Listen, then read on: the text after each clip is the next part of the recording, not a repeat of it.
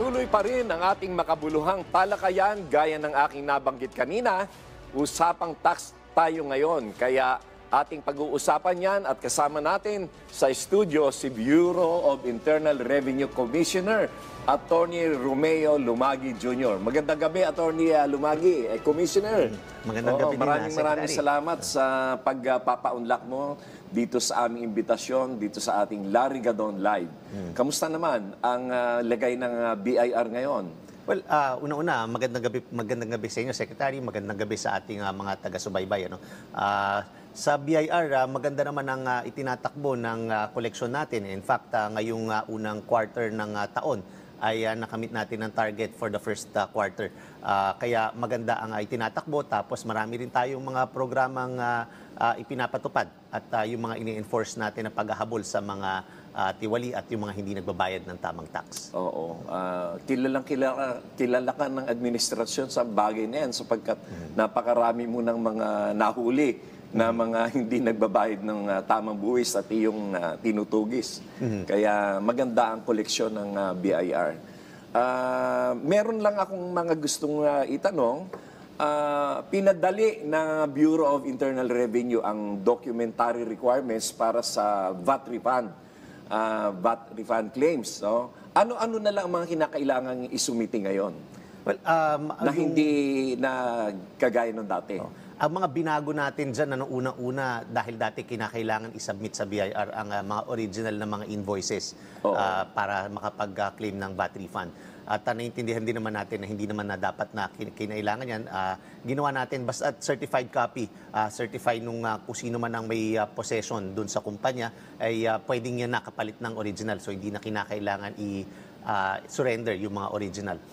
Aside from that, ang nagtanggal din tayo ng mga 3 pang requirements. Kaya mas pinadali yung certification o yung tinatawag na proof of registration from SEC at saka yung from the DTI, tinanggal na rin natin yan. Tinanggal din natin yung kopya ng import entry and internal revenue declarations dahil hindi naman na ito kinakailangan at saka yung entry o single administrative document. So mas pinadali po natin yan at patuloy pa rin ang pag-examine natin kung paano pa mas padaliin dahil yan naman ang pakay ng administrasyon na ito na gusto ng ating mahal na Pangulo na mas padaliin ang pagninegosyo sa Pilipinas. So parte ito ng kanyang advokasya ng ease of doing business. Yes, tama po yan. Malaki ang parte ng BIR sa bagay na ito. Tama po. Kaya kami sa BIR talagang susunod tayo sa polisiya na yan at sisiguraduhin natin na makatulong tayo sa sa pagpapabuti at pagpapadali ng pagninegosyo sa bayan natin. Sino-sino ba ang mga maaring mag-avail nitong VAT refund na ito? Ang nag-a-avail po ng VAT refund, yung mga zero-rated, yung mga VAT registered na zero-rated yung mga transactions sila katulad. In general, yan yung mga export-oriented enterprises at yung mga kaakibat na negosyo na involved sa mga pag-export ng mga produkto. Makakapag-encourage din ito ng ating industriya dahil kung tataas ang exports, tataas din ang pangangailangan sa paggawa o sa trabaho. Tama po yan. At yung mga dayuhan ay of course mas pipiliin din nila na magtayo dito dahil dahil dito rin sa mga pinadaling refund at walang VAT nila. So isa ito sa mga paraan para ma-attract natin ang foreign direct investments. Yes, tama po yan. Oo. Epektibo ngayong Hunyo 1 or June 1 ang digital VAT para sa mga kababayan nating hindi alam yan, ay pwede mo bang ipaliwanag ito? Kung ano ang nasa loob nitong digital VAT na ito? Yes, ang VAT na ito ay hindi panibagong buwis dahil yan ang naging hindi pinagkakaunawaan ng ating mga kababayan na nag-impose tayo ng panibagong buwis sa mga VAT dito sa digital services. Hindi po ito bagong buwis. Ito lang yung batas na ito nilinaw lang na ang mga foreign digital service providers ay kinakailangan magbayad rin ng VAT. Dahil yung mga local digital service providers ay nagbabayad yan ng VAT. Sila. Nagbabayad yan. Malinaw kapag ano. At worldwide, international tax practice yan na ang foreign digital service provider, kapag kaya nagbibigay ng serbisyo sa isang bansa, ay binibuisan din talaga kung saan na ibibigay yung serbisyo na yan. So itong batas na to, dahil lang sinasabi itong mga foreign digital service providers ito ay walang presence dito sa Pilipinas. Hindi sila officially registered dito sa Pilipinas. Kaya may pagdududa kung dapat ba silang magbayad ng buwis dito sa Pilipinas. Ngayon, yung batas na yan, nilinaw lang na, oo, kahit wala kang physical or legal presence dito sa Pilipinas, dahil yung nagsusubscribe sa'yo at yung bumibili sa'yo ay nandito sa bansa. Ang income ay nanggagaling ang dito income sa nanggagaling Pilipinas. sa Pilipinas. Oo. So, nilinaw lang ng batas na yan na pati kayo dapat magbayad Dapat dito. lang talaga. Kung Dapat. yung local providers nagbabayad Yes. So, itong batas na to, again, nilinaw lang at para rin ang layunin maging pantay-pantay. Oo. Local or foreign nagbabayad ng buwis. So, yan ang pakay nito, no? At ang mga sakop niyan, again, yung mga nagbibigay ng produkto at serbisyo, nagbebenta ng produkto, serbisyo sa online. Oo. Katulad ng mga Netflix. Netflix, yan. Spotify, Yes. ano pa ba iba? Prime Video, mga ganyan. Yan, mga ganyan. Oo. So, ito ay makakadagdag din sa income ng gobyerno, di ba? Yes, tama po. Kasi bago nitong batas na to, hindi sila nagbabayad ng buwis dahil nga sinasabi nila hindi naman malinaw kung kinakailangan magbayad ng buwis. So ngayon, ipinalinaw yan at sumusunod din tayo dahil worldwide nga ganyan worldwide. ang patakaran. So yan, dagdag koleksyon natin yan na makakatulong din sa ating mga kababayan. Meron ba kayong estimate or projection kung mga magkano ang makukuha nating mga buwis dyan sa digital VAT sa mga foreign providers na yan? Ang naging projection yan, kung di ako nagkakamali, parang sa loob ng 5 taon, nasa mga 105 billion ang makukolekta. Malaki din. Napakaraming din. proyekto ang mapapagawa ng ating pamahalaan pagka ganyan na makukolekta yung buwis na yan. Yan, malaki talaga. Kaya malaking tulong, tapos lalo na dayuhan ito foreign digital service providers na supposedly hindi nagbabayad ng buwis. At syempre na hindi rin patas sa ating mga local players. Kaya nga ito, at least pantay-pantay na ngayon ang trato natin sa mga local digital service providers at ang foreign digital service providers. Paano naman ang proseso na kung halimbawa wala silang established na office dito sa Pilipinas, paano sila magbabayad? Paano ang magiging pamamaraan para masingil sa kanila yung mga buwis na yan? Meron tayong itinayong online platform para dyan. Una-una, meron yung online registration and update system. So, dyan sila pwedeng magrehistro. At meron tayong ginagawang platform specifically for digital service providers, foreign digital service providers, kung saan sila pwedeng magrehistro at magbayad kahit wala sila dito. So, lahat ng gagawin nila, online submission ng mga forms at yung mga pagbabayad, lahat din yan online gagawin. Dito pumapasok yung talagang sinasabi ni Presidente Bongbong Marcos na napaka-importante ng digitalization sa lahat ng sangay ng ating gobyerno. Dahil kung wala itong digitalization na ito, hindi natin ito masisingil. Tama po. Kaya nga, again... Kaya puspusan ang kanyang i-encourage na lahat ng ahensya o sangay ng pamahalaan, even the local government units, talagang pinupukpok natin na maging kumpleto ang kanilang digitalization program. Yan din po ang nakuha natin na direktiba. Kaya naman talagang sa parte ng BIR, talagang puspusan din tayo sa pag-improve ng ating digital transformation. Oo. Ito namang tungkol sa syntaxes, no? Merong panawagan ng ang pagbabasura sa sinasabing syntax sabotage bill. Pwede niyo bang ipaliwanag ito para maunawaan ng ating mga kababayan? Ito kasing isinusulong ng Kongreso nung napag-usapan ito na pababaan yung increase ng excise tax, yung rate ng excise tax sa mga sigarilyo. Dahil ayon doon sa unang batas, ay nag-i-increase yan ng 5% yearly. Oo. So ngayon, gusto nilang babaan yan dahil sinasabi nila na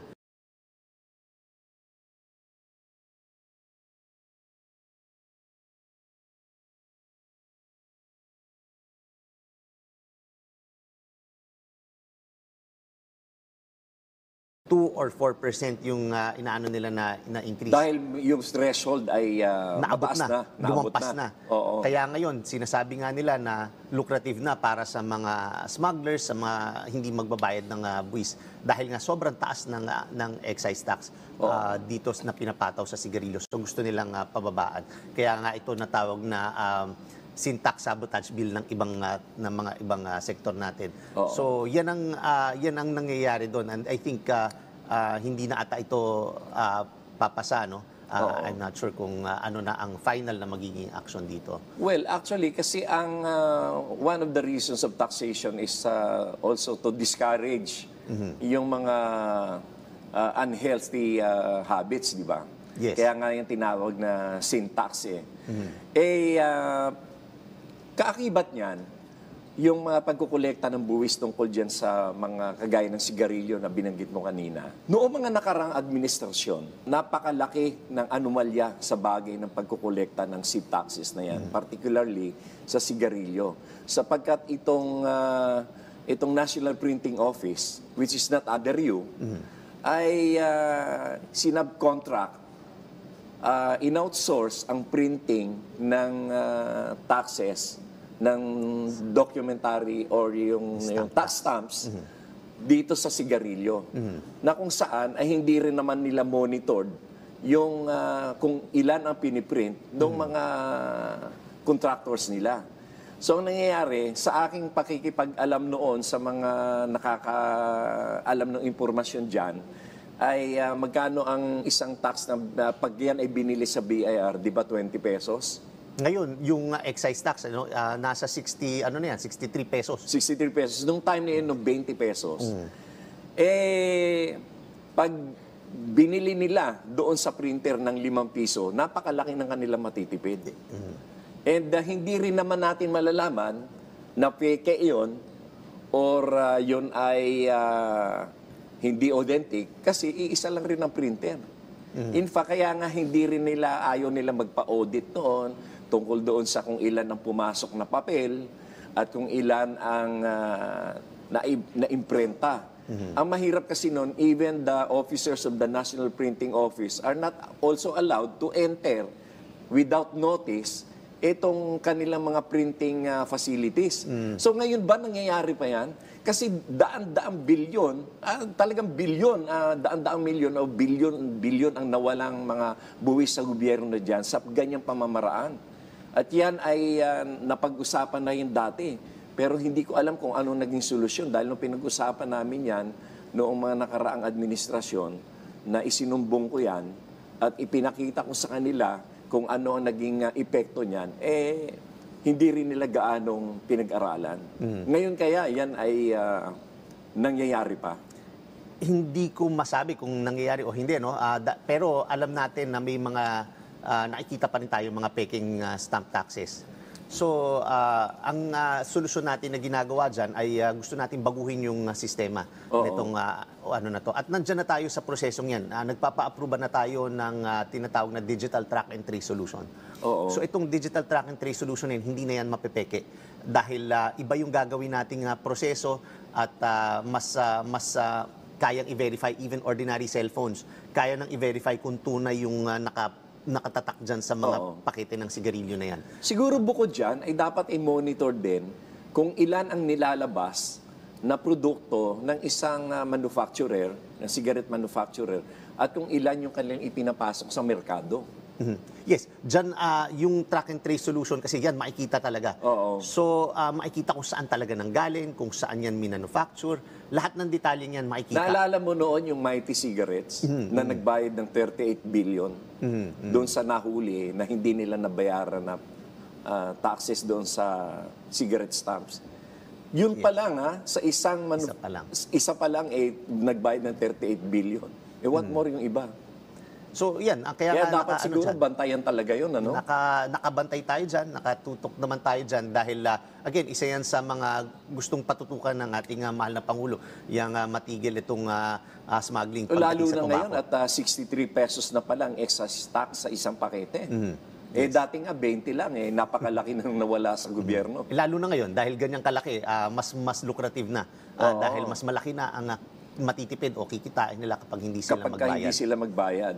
Kung peke yung Yes. kanilang gagamitin na cigarette stamps. Tama. Diba? Kaya malaking bagay, kaya pinupush natin na sana mapaaga natin itong digital track and trace solution na ito. Hindi kaya ang isang solusyon din dyan ay yung itong particular na pag-imprenta ng mga tax stamps na ito ay isa ilalim na lang sa BIR instead na sa National Printing Office. Kasi sa National Printing Office, nandiyan na yung mga resibo, even the ballot sa election ballots, nasa kanila, yung mga government forms. Hindi kaya na para mas maganda ang pagtutok dito ay magkaroon ng proseso na is pa sa ilalim sa BIR ang imprenta ng tax stamps. Anyway, ang BIR din naman ang namamahagi nito at namamahagi nito sa mga manufacturers. Sa ngayon, Pati yan na ang rin sa mga alak at Ganyan mga din. imported wines. Kaya napakalaki ng dati, ang laki-laki ng nawawala. Bilyon-bilyon ang nawawala sa gobyerno. Sa ngayon, sa digital track and trace solution, magiging under na ng BIR lahat ito. Dahil hindi na lang ito printing ang pinag-uusapan natin. Dahil dati kasi, dahil printing lang yan ng stamp, ay kinakailangan dumaan tayo sa official government printers na tinatawag. Limited lang naman yan kung sino yung authorized ng gobyerno. Kaya kinakailangan nating dumaan doon. Pero ngayon, dahil sa ginagawa natin na ito, hindi ito printing lang ng stamp. Ito ay IT solution at systems. Dahil, again, digital track and trace solution na hindi yan maano lang ng ordinaryong printing lang. Lahat nun, kapag chinek mo sa cellphone mo, yung may QR yan, makikita mo lahat ng detalye. Kung saan yan nanggaling, saan minanufacture, kung saan dumaan. Kaya track Ay, and trace. napakaganda niyan. Ano? Yan Kaya ang talaga mangyayari. dapat pala na ipatupad itong digitalization monitoring Yes. ng ating mga tax collection. Tapos ang maganda niyan, halimbawa, nasaan man kayo sa mundo, no, may cellphone na ganyan, lahat ordinaryong citizen na kahit sino may cellphone, tutukan lang yung sigarilyo na yan. Tapos malaman na peke o hindi, lahat yan mag-a-alert yan sa amin automatically. Real time. Yun yung pinopropose natin na solusyon. Real time yan. So, makukuha namin lahat kung saan ang concentration, kung nasaan itong mga illegal na sigarilyo na ito at kaya na namin agad puntahan. So, mas madali din in terms of enforcement din. Oo. Napakagandang development pala niyan. Talagang pagkaganyan, mamimit talaga natin ng mahigit pa yung target ng collection ng BIR. Lalo pa at pataas ng pataas ang ating national expenditure program. Iyan nga. Kinakailangan talaga. Kasi ang BIR lamang ang sumasagot dyan. Pero kahit na tumataas ang ating national expenditure program, ang linawin natin sa ating mga kababayan na ang BIR ay walang kapangyarihan na sawatain yan or kontrahin yan or magbigay ng suggestion dyan dahil yan ay di ba na ay nasa kamay at pamamahala ng Department of Budget Management. Yes, tama po. So kapag depende sa national expenditure program na yan, ay ang gagawin lang natin ay tutulong tayo na siguraduhin na mapondohan kung ano man ang napagdesisyon na nilang kinakailangan gastusin dahil yan ay polisiya na nakikita nila na makakatulong sa ating bayan. So ang BIR susuporta dyan at sisiguraduhin na makolekta ang dapat makolekta. Nung mga nakaraang taon ay lumabas itong Mandanas Garcia ruling na itinalaga ng Supreme Court na ang mga LGUs are already entitled to their share in the national taxes, whereas before, it was only the internal or the income taxes. Maaari mo bang maipaliwanag sa mga kababayan natin kung gaano ang naging impact nito para sa mga LGUs, kung ilang porsyento ang naidagdag sa kanilang internal allotment or yung mga IRA nila? Internal Revenue Allotment. So, yun nga, dati, parang talagang kanya-kanya silang pamamaraan kung paano magkakaroon ng pondo yung kanilang mga syudad. Dahil nga dito sa naging ruling na to, at least meron na silang specific na share. Kaya mas gumaan din ang kanilang trabaho in the sense na yung paghahanap ng pondo para sa kanilang mga proyekto dyan sa kanilang mga respective localities. So, in terms of kung malaki ang natulong, hindi natin na masagot. Pero at least kahit paano, automatic ngayon ng pag-appropriate, ang pagbigay ng pondo sa yung kanila. pag-alat sa kanila dyan. Kaya tumaas talaga. Sa tingin mo, Commissioner, ilang percent ang naitaas sa dati nilang era? Hindi ko masabi kung exactly kung magkano dahil I think depende rin yan kung ano ang classification ng municipality mo at dahil iba-iba rin ang classification ng municipalities, ano. Kung first class, second Yes. class, or third class. Oo. Pero itong pangyayari na yan ay ito bang ano ngayon ang kasama diyan sa taxes na kabahagi ang mga LGUs dito sa panibagong ruling na ito? Yung Dati kasi 'di ba yung internal revenue taxes lamang.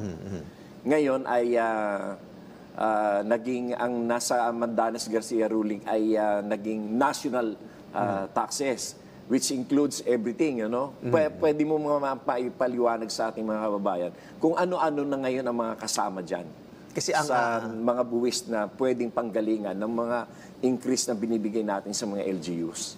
ang iba't ibang kinokolekta natin ng mga tax types, nandyan na ang income taxes, andyan ang value added tax, nangongolekta rin tayo ng excise tax katulad ng na pag-usapan natin kanina, mga percentage taxes. Ang dami po nitong iba't ibang uri ng buwis na kinokolekta ng BIR. Dito naman tungkol sa mga vape, ano ang ginagawa ngayon ng BIR para makolektahan ng buwis itong mga illegal distributors or illegal sellers and resellers na itong mga vape na ito dahil masyado nang malawak. Masyado malawak. In fact, malaki na ang dent nila sa doon sa tobacco industry.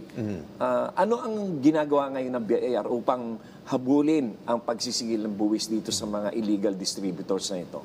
Etong mga vape products na to, relatively, masasabi natin relatively new industry. Kaya nung simula, pag upo natin noong 2022, ay walang nakokolektang buwis dyan sa vape products na yan dahil hindi malinaw ano ba talaga itong vape na ito. Oo. Excisable ba ito o hindi. So, una nating ginawa, nilinaw natin yan. Oo nga, Na oo. ang vape products ay subject to excise tax. Oo. Dati talaga wala eh. Dati wala. So, talagang wala tayong nakokolekta dyan. Parang naging ordinary lang siya item or commodity. Yes, tama. Tapos, so ngayon, ang ginawa natin, nilinaw natin, tapos marami pa rin hindi sumusunod. Kaya ang ginawa natin, muna tayo, naintindihan natin na baka nalilito lang ating mga kababayan patungkol dyan, kaya naging aggressive tayo sa information dissemination. Pinatawag natin yung mga associations, kasi merong mga associations yan, iba't ibang associations, may mga members ng mga vape players.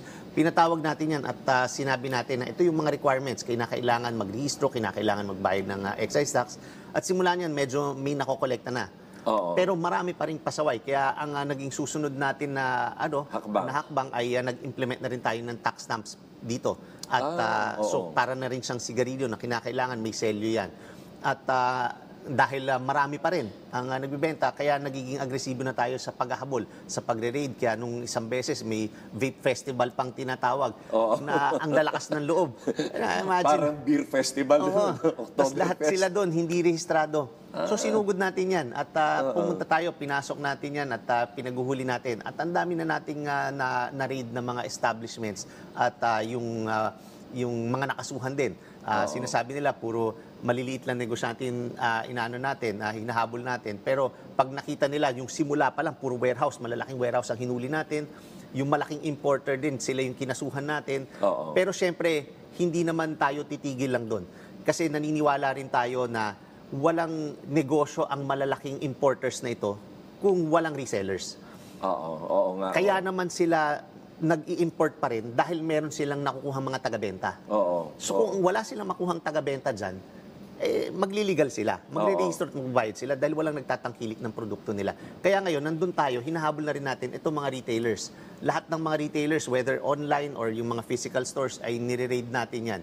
Kaya kamakailan, nung Lunes, ay nag-raid ulit tayo na ang ginagamit nila ngayon kasi mga bahay-bahay na. Yan ang ginagamit nilang warehouse, tapos mga pick-up na lang, mga sa online, kasi nakita nila na nakatutok rin tayo sa mga tindahan. So sa mga tindahan, makikita mo ang mga naka-display nila, yung mga legal. Oo. Pero meron silang binibenta sa likod nila na mga Oo nga, illegal. oo. Yan ang mga ano nila. Pero nahuli rin natin yan. May isa tayong sinugod din na ganyan din na nasa mga... Napakaganda ano pala nila. na pagtutok nyo dyan. Kasi madaling gawin yun na merong mga bayad ng taxes, pero yung sa likod na cabinet, ay nandun yung mga... Nandun lahat. yung mga hindi bayad. Tapos ngayon, nagkalat ang mga illicit vape products sa online. Oo. Kaya nakatutok din tayo dyan. Yung kahapon na hinuli natin at na niraid natin, nung itong Lunes, sinabi natin, nakita natin na online din yan nagbebenta. Oo. Tapos sa bahay, nung kamakailan, last week din, meron tayo rin sa Bulacan naman na ganun din, residential area compound din yung ginagawang imbakan. Ang nakakapagtaka lamang, paano nakakalusot yan dito na,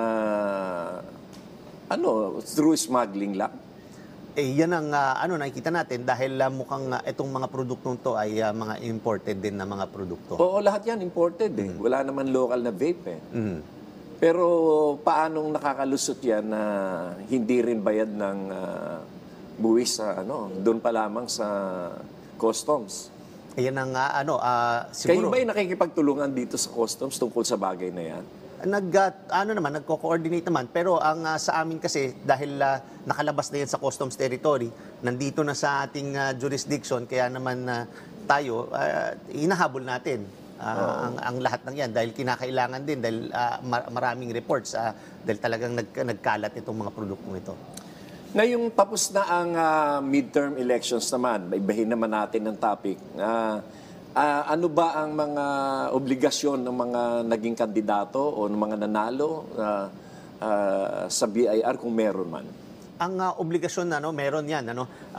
Lahat ng kandidato, nanalo o natalo, ay ito ang obligasyon. Dapat nung simula pa lang, kung meron silang tinanggap na mga donations, contributions, at kung gumastos sila sa kanilang campaign, kinakailangan nagrehistro sila sa BIR. At kinakailangan na tuwing naggagastos sila, ay nagwi-withhold sila ng 5% doon sa mga binabayaran nilang mga suppliers. So kunyari, bumili sila ng mga t-shirts or yung mga posters, mga advertisements, dapat nagwi-withhold sila at nag-i-issue sila ng certificate of withholding tax. Tapos, kung yung mga nagbigay sila ng donasyon, nagbigay sa kanila ng donasyon, contribution, kinakailangan nagbigay rin sila ng invoice dyan. Oo. Tapos, At yung na-withhold nila ay kailangan i-turn over din nila sa BIR. yes, ito-turn over nila yan. Kaya nga, pagkatapos ng eleksyon, dapat na-record nila yan. Magsasubmit sila ng SOSE na tinatawag, yung Statement of Contribution and Expenditure sa COMELEC at sa BIR. Tapos, kinakailangan i-remit nila yung withhold nila na nabuwis sa mga suppliers, bayaran nila dito sa BIR.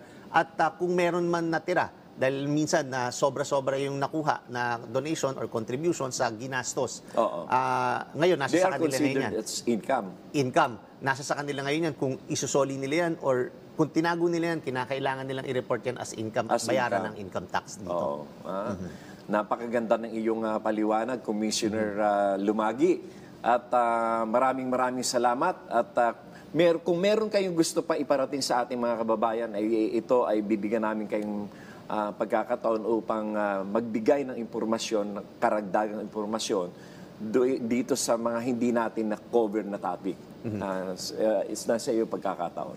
Well, para sa ating mga kababayan, ang nais lang nating ipaalala mula sa Bureau of Internal Revenue ay siguraduhin po natin na magtulungan po tayo, magbayad po tayo ng tamang buwis. Ang collection target na iatas sa atin ay mahigit mga nasa around 3.2 trillion pesos ngayong 2025. At sana po itong collection target na ito ay consider nating lahat na collection target natin at hindi lamang ng BIR dahil tayo rin naman ang makikinabang na ito. At dito sa mga lumalabag pa rin sa itong mga vape players na ayaw magbayad, ay patuloy ang magiging operasyon natin. Pati rin sa mga sigarilyo, lahat ng mga ito ay hindi titigil ang BIR sa kakahabol dyan dahil kinakailangan po natin na pagtulungan to dahil gusto rin naman natin proteksyonan ang mga lehitimong negosyante.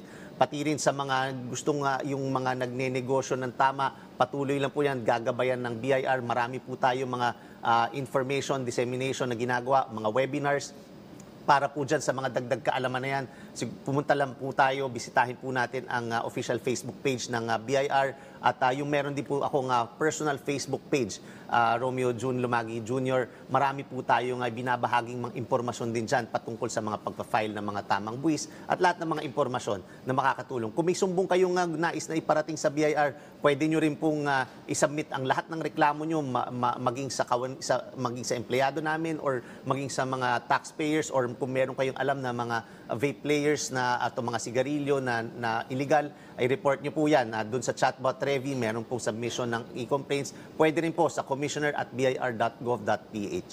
Muli, maraming salamat, Commissioner June Lumagi. At talaga namang napakahalaga ng mga impormasyon na ibinigay mo sa ating mga kababayan when it comes to taxation. Napakaganda at